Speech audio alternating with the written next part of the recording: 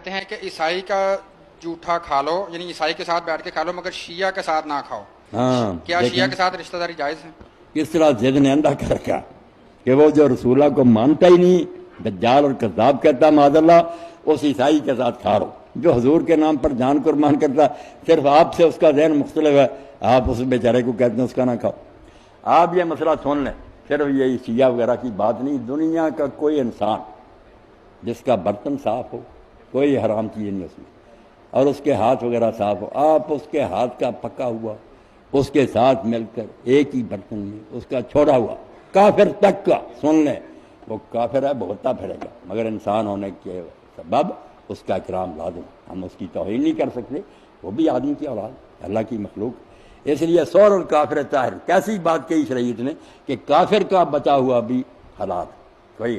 اور یہی وجہ کہ ایک مرتبہ جلسہ ہو رہا تھا، سید عطا اللہ شاہ بخاری واز فرما رہے تھے، اس زمانے میں ہندوؤں نے ایک تحریک چلائی ہوئی تھی، مسلمانوں کو مرتد کر رہے تھے. اب یہ اچھوت جو نا بیچارے چمار یہ بھی چاہتے تھے کہ ہندوؤں کے ساتھ ملیں یا مسلمان، ہر گروہ کوشش کر رہا. شاہ صاحب نے کہا ان پنڈتوں سے کہو اگر آپ کو انسان سمجھتے ہیں تو کچھ پانی جو لے کر تو آپ تھوڑا سا پئیں، باقی پنڈت کو کہتی ہیں. جلسہ ہو رہا، پنڈتوں نے کہا توبہ توبہ، یہ ملے چھڑنا پا دو. شاہ صاحب نے فرمایا پیو تھوڑا، دعا باقی مجھے دو، میں پیتا. اسی وقت ان لوگوں نے پکارا اسلام سچا.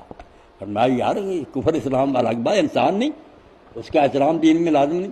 دیکھیں آپ جنازہ جا رہا تھا، یہودی عورت کا تھا، حضور کھڑے ہو. لوگوں نے بعد میں کہا رسول اللہ یہ تو یہودیہ کا تھا، یہودی عورت تھی.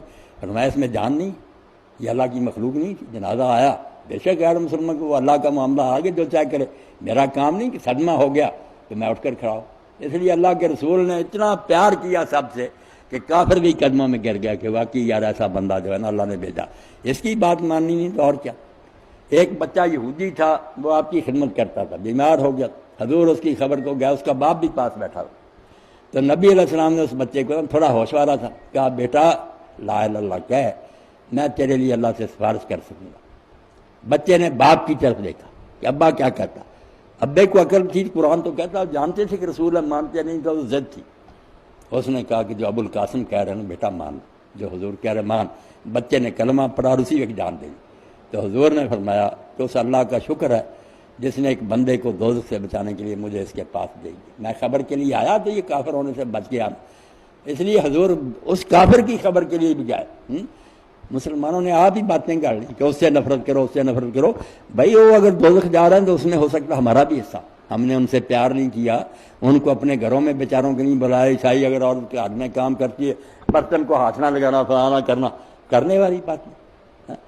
کوئی اچھا سلوک کرتے شاید ان میں سے کتنا کلمہ پڑھ جاتے.